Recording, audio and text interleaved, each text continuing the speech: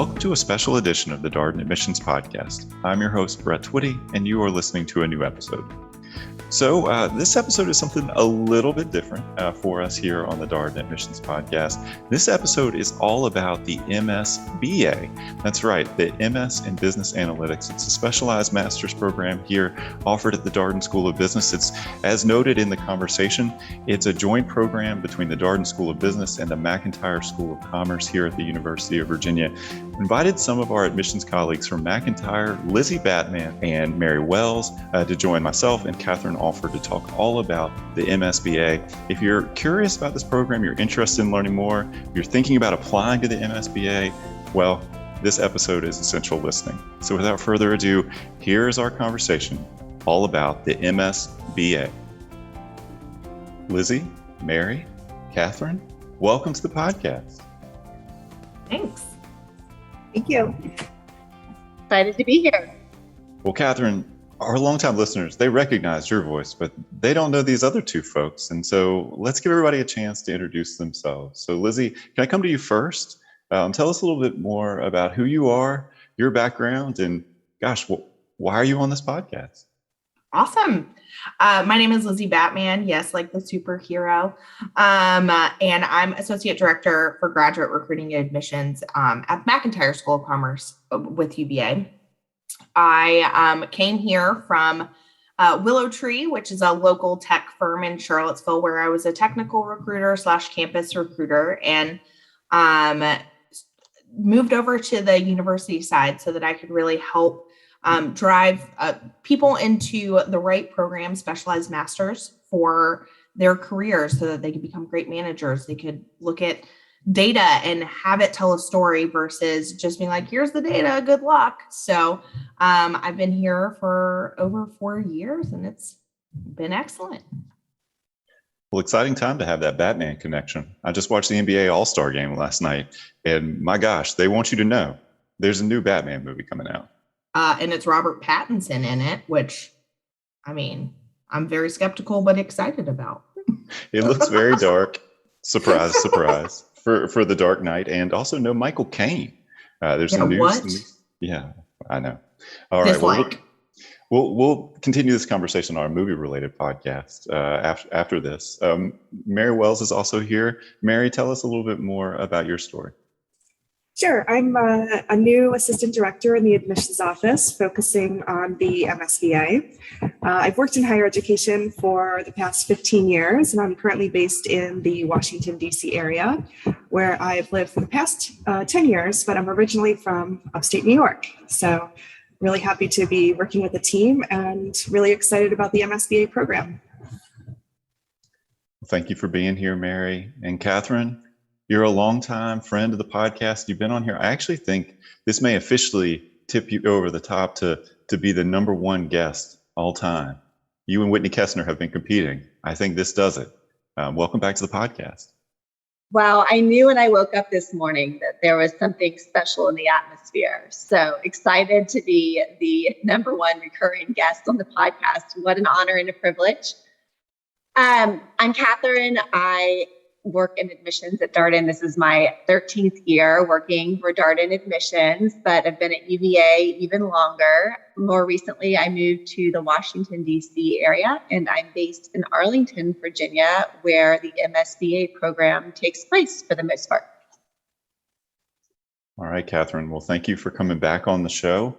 Our longtime listeners keeping score at home, they can fact check me on whether or not you are in fact the number one guest all time, but at least as far as I'm concerned, you are. So thank you for coming back on the show. We normally talk about the MBA, whether full-time MBA, executive MBA, part-time MBA here on the podcast, but this is a special episode. As you may have picked up from some of the comments from Lizzie and Mary, as well as Katherine, we're going to talk about a specialized master's today, the MSBA, the MS in Business Analytics. This is a unique program here at the Darden School of Business in that it's a joint program between the Darden School of Business, the Graduate School of Business at the University of Virginia, and the McIntire School of Commerce, the undergraduate program So let's get into it a little bit more. Lizzie, can I come to you first? I know there's a lot of information on the website, and I'm sure I really recommend that to folks for more detailed information about the MSBA, but at a high level, what is the Specialized Master's all about? Yeah, so MSBA is a one-year program that is designed for working professionals to complete while they're working that year. And the great thing about this program is it focuses on the intersection between data science and general business. So we're really creating data translators, people who can come in, help set that strategy, but also make sure that the data is being used and not just sitting there where people can kind of manipulate it to do what they want with it, but really getting the real story from the data. And I think it's really excellent because we've seen a lot of people move forward in their careers, but also kind of have that light bulb go off in their head where they're like, I can really make an impact at my organization. Well, thank you for getting us started, Lizzie. Mary, I want to come to you next. And I know you are relatively new to your role, but you started engaging a lot with the prospective students and having conversations with folks around the program.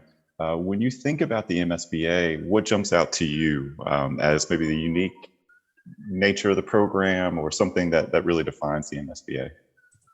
Yeah, the program with its executive format and modular curriculum really help blend the analytics and business and leadership skills at every step.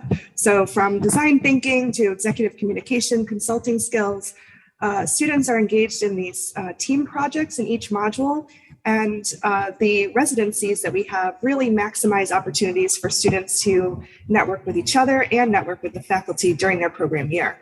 They're only in the program for 1 year, so we really need to maximize the opportunities they have to work with each other, to get to know our faculty, and really prepare themselves for the next step in their career. Well, I'm so glad you brought up that team nature of the program. It feels like that sense of community, the interaction that the students have is one of the really defining features. As the students progress through the modules of the program, they're doing these projects, they're team-based, they're collaborating, they're working together. Katherine, is that what you think of when you think of the MSBA, or is there something else that you think is unique or differentiating about this program? What I'm hearing from the students who are interested in this program is how they are drawn toward the team aspect of the program. There is a lot of collaboration, both in person and virtually. And so you will leave with a very close network of others who have similar interests. I think another differentiator is our teaching faculty. They are some of the best, if not the best, teaching faculty in the world, and they have incredibly strong relationships with each of their students. So I would say that definitely the differentiators are going to be a lot of the human element of the program, but then also how Lizzie touched on earlier, really that emphasis on creating data translators is also a particular niche of ours. Well, that aligns very well to a lot of the conversations we have here on the podcast. When we talk about Darden's MBA programs, we talk a lot about community and relationships that students form, the collaborative nature of the learning experience, and also that the root of this learning experience at Darden is really around communication, the ability to explain your ideas, not just this is what I think, but why you think the way that you think to a room full of people who do not necessarily share your backgrounds. Lizzie, which brings me to my next question. I know we probably have some listeners now intrigued by this program, curious about who might be in the classroom, and maybe looking at that name of MS in Business Analytics and wondering, do I have the right background for this? So you must get this question all the time from prospective students. What do you tell those students? Well, this is the number one question I get for sure. And typically I say there's no one background that fits our students, because we have people who are transitioning into a career in business analytics. We have people who have been in the field but need to kind of retool or up their level of tools so that they can really create change where they are. And we have people who are still undecided and want this tangible skill that you get from MS in Business Analytics so that they can move forward and really create something new within an organization, but also have the opportunity to make a name for themselves.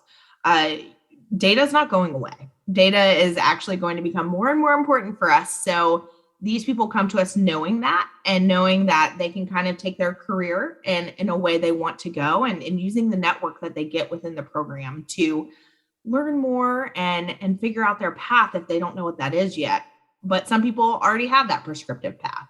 Sorry, I feel like I kind of meander when I say this, but we have such a diverse class that it's hard to have just one track they're on. And it's awesome to see these people blossom and grow. And some people who are like, I'm going into this role, sometimes change completely. Or some people who are in the same industry are like, maybe it's time for me to go to the government, or vice versa. So this is a program for anyone with that quantitative interest, anyone who has some background. You can't come in and not have any quantitative background, but come in, have that interest, and blossom and grow.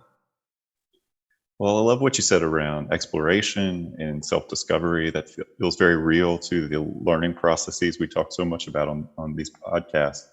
Mary, one of the things that you mentioned before that I want to come back to is the sort of executive nature of the program. The students are working while pursuing this specialized master's. There are these weekends where students get together and learn, also a hybrid component, so there's an online element to it. But as I've learned more about the program, I'm still relatively new to this myself. I've been struck by the fact that there are students coming from not just the DC area to do this program, that people are located further afield. Can you tell us a little bit more about where folks are coming from to participate in the MSBA program? We have a lot of students who come to us from the Washington, D.C. area, of course, but also from the East Coast generally. And in each cohort, we always have students from the Midwest, the West Coast. So it's really a diverse geographical cohort. And what makes that possible is that the residencies are accessible. So even for students who are traveling from the Midwest or from the West Coast, 8 of our 10 in-person residencies are held in Washington, D.C., the Washington, D.C. metro area. Darden's building is centrally located right across the river from D.C. It's about 4 miles from both the U.S. Capitol building and the Washington Reagan Airport. So it's easy to fly in, take a train, drive. And the same is true for the 2 residencies that are in Charlottesville. Charlottesville Airport has daily direct flights from New York, Chicago, Atlanta, in addition to daily train service from Washington, D.C. and other points of Virginia. So it really can be a convenient program for anyone, regardless of where they're located in the U.S. As we like to say on this podcast, when people come to our space, which is in Roslyn, for those of you who are familiar with the DC area, we're on the top 2 floors of an office tower there at 1100 Wilson Boulevard, and we can actually see DCA, Reagan National, from our space. So that's how close we are to the airport. Katherine, know that you also have many of these conversations with prospective students, and people wondering, do I have the right background? Do I have the right professional academic background? How do you encourage people to kind of investigate this, to sort of think about these questions about program fit as they contemplate this as a next step? So we do have students who are looking to this program to help them elevate on their current career path. And we also have students who are looking at this program to help them pivot into a new career path. And so we are seeing a difference in background and professional background and academic background.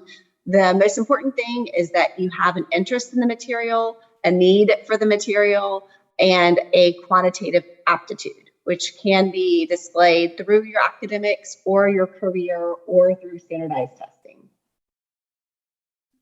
Well, let's talk about career goals, because I feel like you set this up a little bit with what you were saying, Katherine.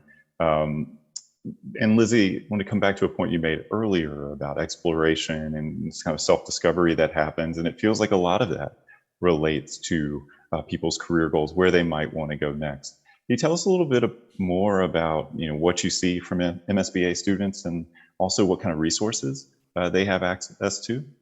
Yeah, so we see a lot of students. I think it was 76% of students moved up within their organization or onto a new organization for the class of 2020, I believe. I might have that wrong, 2019 or 2020. So it's a very effective program. And these people are moving into all types of jobs, whether they're moving over to Capital One or another one of our capstone partners, or they're moving into a business analyst role, a consultant that specializes in data or something along those lines. But we have resources for them that help them get where they need to be. So the beauty of this program is you have access to 2 different career centers, career services areas within the university that are typically separate, and that typically students don't have access to both of them. So we have Darden's career coaches, and then we also have McIntire's career coaches, and they have schedules and everything that work for those working professionals. So it's not going to be like, well, you can talk to me between 9 to 5, otherwise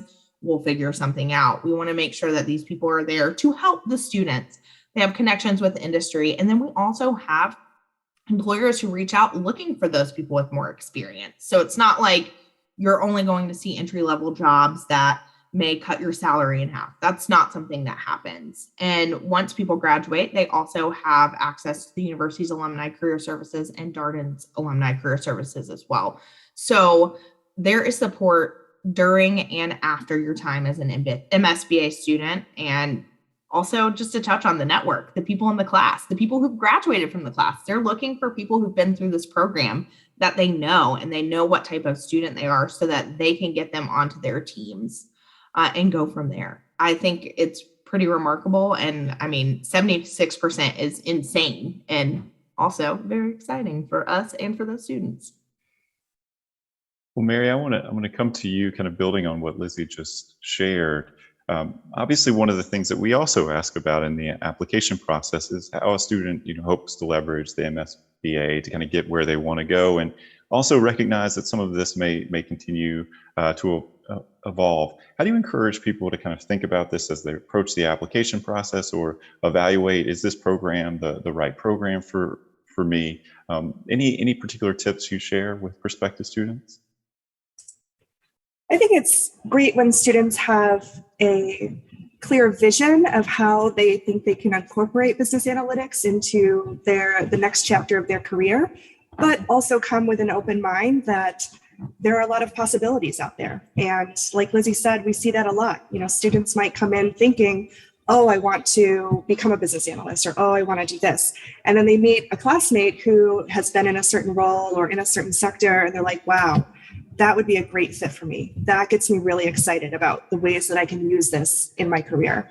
And so we're looking for both, right? We have applicants who have 20 plus years of experience who are really just looking to retool and stay kind of in their same position, which is great. And we also have students who are really open to every possibility. So we don't favor one over the other. We're looking for that real diversity of career goals, experience, and so we welcome everyone into the program, regardless of their kind of how they want to use business analytics, as long as they have a clear motivation to use business analytics and how they want to move forward. Well, thank you, Mary. And so much of what you just shared resonates with what we talk about so often here on the podcast, the idea of holding your career goal maybe loosely, right?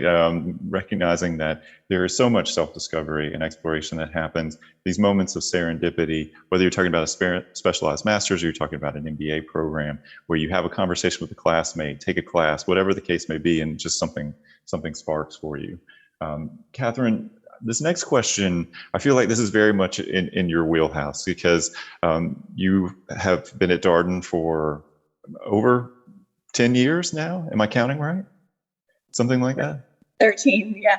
Wow. Okay. Definitely over 10. And you've recruited for full-time MBA, part-time MBA, executive MBA, and you also help out with MSBA. So I feel like you're the person to start with for this next question. How do you encourage candidates to think about, say, a specialized master's versus an MBA? How do you encourage people to sort of weigh this out? Sure. So they are 2 different degrees, but they are not entirely unrelated. There are definitely going to be there will be overlap between the 2 different degree programs. But generally speaking, the MBA is a more general degree. It can be used to pivot between different industries and different functions throughout your career. its primary focus, in my opinion, is to teach skills in leadership and management, to understand organizations holistically, to understand how decisions in one area of an organization impact the bottom line in another part of the organization. And there's a strong emphasis on the soft skills. So understanding who you are as a leader and learning tools on how to motivate diverse people and diverse teams toward a common goal. The MSBA degree is a bit narrower in focus. It's really preparing its holders to sit confidently in the space between data and strategy, and to grow in the ability and to think about how to use data to make informed strategic decisions for an organization. So that's the primary focus. Now you'll get a little bit of the leadership, you'll get a little bit of the overview of business, but the primary focus is to really think about the data piece of decision making in an organization. Lizzie, Mary, I want to make sure you have a chance to chime in here. Anything else that you would add, particularly for folks who are thinking about that specialized master's as they maybe consider their options? Any other pieces that you would highlight?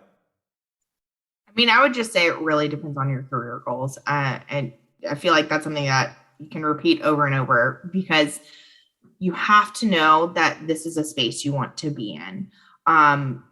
A general MBA is a great tool for a lot of people, but sometimes people are like, I don't need to know tax accounting because I'm never going to use that as a business analyst or someone who is a data consultant or something along those lines. So looking at this, that's kind of tailored to your career goals, I think is really important, and also a great way to look at the two programs separately.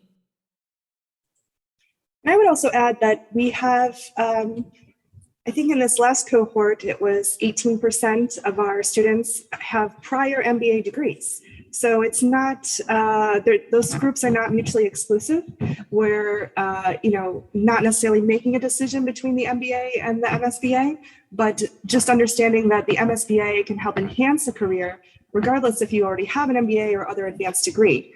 So I think they can be, both can be valuable depending on where you are in your career. I appreciate your making that last point. And I see Katherine has something she would like to add. I will come to her shortly, but this feels very real for us here at Darden, because we have definitely had people go, in particular from the executive MBA program to the MSBA. I can think of a few recent students, including maybe a student or two currently enrolled in the program. Katherine, I want to give you a chance to get in here. Yes, so we were talking about the difference between the MSBA and the MBA. I also think it's important to note the difference between the MSBA and a master's in data science. So with this program, we are going to expose our students to a lot of different tools, and we'll give them resources to learn a lot of different tools in depth should they wish to learn a little bit more about these different tools. But this is a one-year program that really focuses on the in-between between the data science and the strategic decision-making. And so this is more for the student who's more interested in learning about that translating, as opposed to just getting the tools that you would need to be a data scientist. Yeah, Lizzie. And to expand on that, just being able to talk about those tools, not necessarily being the person who's in the nitty gritty. You are not going to come out of this program a programmer, a coder, someone who makes, any type of data modeling, but you are going to know what those mean and be able to say, hey, this person's saying this person's saying this. You're saying the same thing, just in different words, and let's go from there. And that's really that translation piece. All right. Well, we've set the stage, I think. We talked about what the MSBA is, how someone might think about the MSBA, both in relation to other graduate degrees, but also potentially in combination, something like an MBA. And we talked about who's in the room, where these people are coming from, their academic and professional backgrounds. We're recording this conversation in late February. This feels like a time, we've got a number of upcoming MSBA deadlines. Good time for applicants to get organized. Mary, can I come to you first with this question? As you talk with prospective students, is there an app tip or two that you like to share with them as they orient towards the MSBA application process? Sure. I always say start early. You want to make sure that you're giving yourself plenty of time to write your essays, talk to the writer for your letter of recommendation, make sure they have ample time to draft and submit their letter for you. It's not a multi-month process, but you definitely need to give yourself enough time to create a quality application and make sure that you are putting your best face forward for our admissions committee. And, so we do recommend that students start early, and we have a couple of upcoming deadlines with a final deadline on May 1st. So not too much time to waste. And I do recommend that they start as early as they can. Thank you, Mary. And Lizzie, want to come to you next. I mean, there are essentially monthly deadlines kind of leading up to that May deadline that Mary mentioned. Things move pretty quickly in the process, right? You want to tell us a little bit more about how the process generally works? Great question. Once people have submitted their application, we have a team that will read those applications and choose to move people forward to an interview. If you're selected for an interview, you get an email saying, congratulations, you've been selected. Here, click this link, we'll give you some times. And you get to interview with Mary, Brett, Katherine, me, or Whitney Kessner. And I like to think of it less as a barrier to entry and as a chance to share your story, because we only know what you're going to tell us. So this is a chance for you to really resolve any gaps in your resume if you have those, or academics, but also talk about what you hope to do with this program, even if it's broad strokes, a chance for us to see that you've got that quantitative background and you know that that's the direction you want to go in for your career. Then after that, you find out hopefully within a month of your application. And then folks have about a month to finalize their decision. Is that the general timing? That is the general timing. And we do, if people need a little extra time, the key here is communication with the recruiters you're working with the admissions group, to make sure that if you need an extra week, maybe you're getting funding from your employer and you need to nail that down, and you want to make sure you have all the information at hand before you accept, or something along those lines. We can give extensions, but you definitely need to work that out with us and chat. The key is communication. Well, thank you, Lizzie, and I appreciate your highlighting the general timing of things. So you press submit on the application, there is a potential interview invitation, you interview and receive a decision within about a month, and then you have about a month or so to finalize your decision. Katherine, I want to come to you. You shared many application tips on our various admissions podcasts. Is there one that you would encourage MSBA applicants to think about here? I think an important part of the application process is the motivation for doing the program. You don't have to know exactly what's going to happen to you during the program, where you might end up in your career after the program, but being able to speak to what experiences in your past have given you an indication that this is a good fit for you, what you'll be able to bring to the community, the culture, the program, and then provide a couple of examples of how you could possibly see your career playing out. Yeah, I feel like passion is an important thing here, right? We want to see some enthusiasm, some energy, your excitement for taking this next step in your education and your career. Mary, is that something that you look for when you engage with prospective students, with applicants? Absolutely. Like was said, this is not an MS in data science, but it does require a passion of some kind for data. So we are looking for applicants who are ready for that challenge. They're ready for that in their career, and that's what they're interested in doing. So while we do work at the intersection of business and data, that data piece is definitely there. So it is an essential part of the program. And Katherine, I think it's always nice when applicants have spent some time learning about the program. There's some exciting ways to engage with the program in the coming months. Obviously, we do a number of events. Any potential next steps you would highlight for someone? And Mary, please feel free to chime in here too, as you think about ways to research, to learn more, to kind of I guess, figure out what the MSBA is all about, and is it for you, or perhaps not? Of course, this is a big decision in terms of an investment in both time and resources. And so you want to make sure that this is something that you're excited about and that you're committed to. And I always think the best way to help yourself make that decision is to talk to students or alumni of the program. I think every conversation that you have with someone who's been through the program will either help you get more excited about it, or maybe you don't see yourself in that sort of a program. So have conversations. People understand your desire to learn more about the program and your fit for it, and we'll be open to having conversations with you about the MSBA and UVA. And we have a great opportunity coming up in the middle of March for those who are also listening at the end of February. So we'll have a panel of current students who will answer questions for any prospective applicants who are interested. And we also have information sessions about the program, and students are also welcome to have one-on-one conversations with myself about the program, about their application, and their decision of whether this is the right program for them.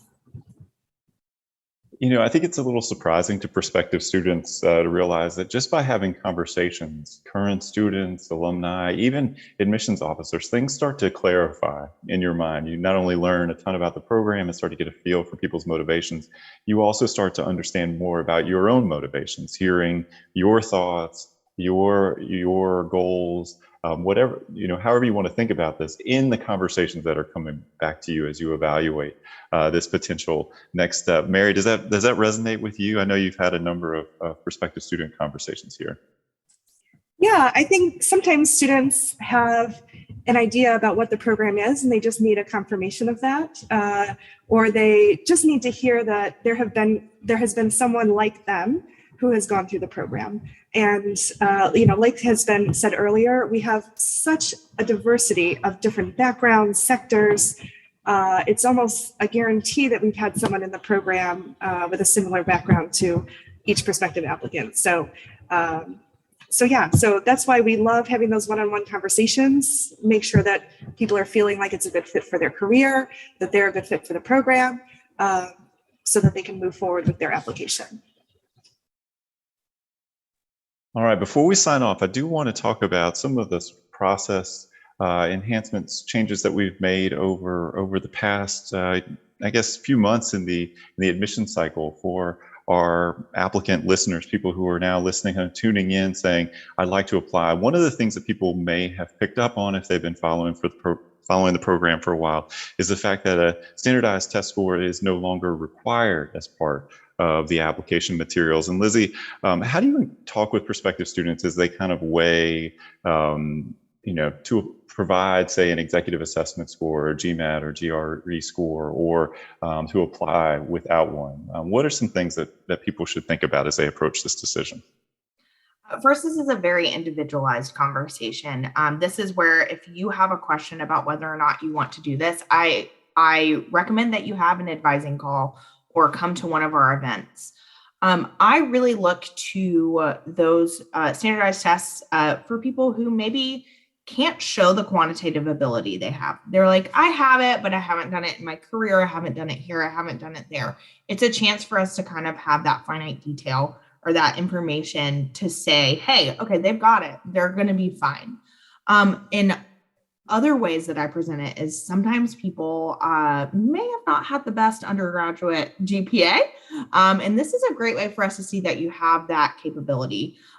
So using both of those tests, either of those tests works. It depends on who you are and how much studying you want to do. But really the conversation is individualized. And if you feel like you've got a hole in your application, this is a great place to showcase that and maybe close that hole to make sure that you are getting the right information in front of our admissions committee. Because like I said, we don't know anything you haven't told us. Well, a quick plug for the executive assessment. For those of you who have not heard of this test, and it's oftentimes the case that this test amongst the sort of graduate admissions test is less familiar to many prospective students. It is a test that was originally designed in consultation with executive MBA programs, but has since been expanded and is now accepted for specialized master's programs, full-time MBA programs, as well as naturally executive MBA and part-time MBA programs. And its test is 40 questions, 90 minutes in duration. You can take it online, you can take it in person. In addition, typically requires for most test takers somewhere between 20 to 30 hours of preparation. I think that's probably the principal appeal for many folks beyond just the testing experience, which is shorter, fewer questions than the GMAT. It's the preparation time. If you look for US-based test takers taking the GMAT or even GRE, many of them are spending 60, 65 plus hours. If you look globally in terms of prep time for those tests, oftentimes you'll see people taking over 100 hours to prepare for the test. The executive assessment designed much more around readiness for a student to kind of gauge their readiness for this next step in their career. And so it's structured as such. Mary, I imagine on your prospective calls, you have a lot of folks that ask you this particular question about demonstrating their quantitative ability. Any particular insights that you share with prospective students who ask this question? I always advise them not to leave anything off of their resume, especially if they have done more informal learning on the job or through, kind of smaller training programs or Coursera courses, things that you might not necessarily include on your resume when you're applying for a job or something more formal. But for the MSBA, we really would love a whole picture of the skills that you've developed in your work, and in addition to obviously looking over your transcript of what you might have done in your undergraduate, right? And especially for students who were not in a, math or science or, engineering oriented program during undergraduate, some kind of information about how they have used quantitative skills since college would be especially helpful. And so for students who don't have that, right? Finding opportunities, whether it's through the GMAT or the GRE or through some other kind of course that they can take beforehand to demonstrate those capabilities. Well, that feels very, very much aligned to what Lizzie shared. We don't know what you don't tell us. So making sure that you're being you're forthcoming about all these experiences that you've had, and it is a bit different than applying for a job. I think that's an important thing for people to keep in mind when you apply to a graduate program. Katherine, the other thing that I think is also good for people to keep in mind is maybe put yourself in the position of the admissions committee reading the application. I feel like this is something that we talk a lot about on our workshops and different kind of app tips, podcast webinars that we host. Yes, it can be really helpful for you to take a step back and think of yourself as a third party, looking at the materials that you've gathered and are submitting, and think through what message you're communicating through the data points and materials that you're able to provide. All right, the other process change that was made for this year is around recommendations. Only one recommendation is required. Lizzie, any particular advice for folks as they think about recommenders, or who that one recommender should be, or how do people think through maybe providing more than one recommendation? Great question, because this is one that we get often as well. How do I know who to choose to have as my recommender? We like to look at some direct supervisors typically. A lot of people, that person knows who you work, how you work, what you're doing. They could probably speak to some of the quantitative aspects of your role as well. But we also understand that sometimes people are trying to leapfrog that supervisor, and maybe having them write your recommendation for a program that would put you ahead of them is not the best option. So working with someone who is a professional reference, no personal references, people that you've worked with who can really talk to who you are and follow the prompts that we have in there. As for a second recommendation, if you feel like one recommendation isn't going to tell the full story, maybe you're kind of a tale of two careers. You started in one career, moved to another one, and need to see that. That's a great way to do it. And then an alumni of the program, I think, is also an excellent way to use that second recommendation. There's someone who knows what's going on in the program and how you could succeed, because they know you and they know the program as well. All right, everybody. Well, we've made it to the end of the episode. Want to see if you have a final piece of advice, a word of encouragement, something for our listeners who are now really intrigued about the MSBA to go forth with. Mary, can I come to you first? Sure. I invite everyone to start on our website. We have a lot of great information on there, including the calendar for the upcoming year, all of the information on the application materials that you'll need to submit. And of course, that I am here available to speak with students about their applications if they have specific questions about the application materials or how their background might fit into this program. I'm always happy to speak with students, or they can send an email to msba@virginia.edu if they have just quick, specific questions that they need answers to. Reach out, communicate, stay in touch. Lizzie, any final words of advice for our listeners? The interview is not that scary. The way I talk right now is kind of exactly what it is, but I also make a lot of jokes during it. All bad, don't worry.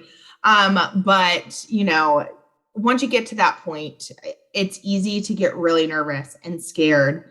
But just remember, you're talking about you. You're telling your story. So make sure you continue to tell that story. Make sure you stay true to who you are, and breathe. It feels important to also practice, prepare for the interview. I think most people do. Of course.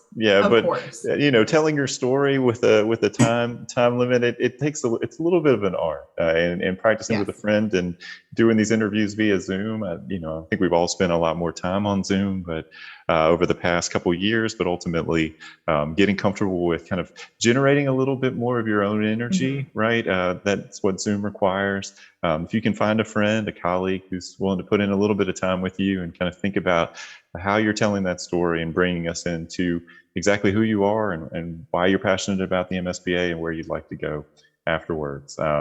It's always worthwhile. All right, Katherine, you get the last word here. Such is the nature of being our number one all-time guest. Wow, the pressure's on. I would just say kind of what Mary said, that no questions too small. Do not hesitate to reach out to us. Remember that we got into these jobs and careers because we just get a lot of energy around playing a role in helping others fulfill their professional goals and reaching the next place in their career. So see us as your allies who are we are on the ride with you, and we are trying to find people to admit to the program rather than trying to find people to deny. So we're going to try to help you as much as we can. So don't be strangers. Let us know what we can do to support you as you try to reach the next place in your career. Well, Lizzie, Mary, Katherine, thank you so much for coming on the podcast, for sharing your stories and helping our listeners learn a bit more about the MSBA program. Thank you so much. Yeah, thanks. Thanks for having us, Brett. And that was my conversation with Lizzie Batman, Mary Wells, and Katherine Alford, all about the MS in Business Analytics here at the Darden School of Business. As always, if you have any comments, suggestions, requests, anything you'd like for us to cover here on the podcast, we're all ears. We can be reached at Darden, that's DARDEN, @virginia.edu. Until next time, stay safe, be well, and thanks for listening.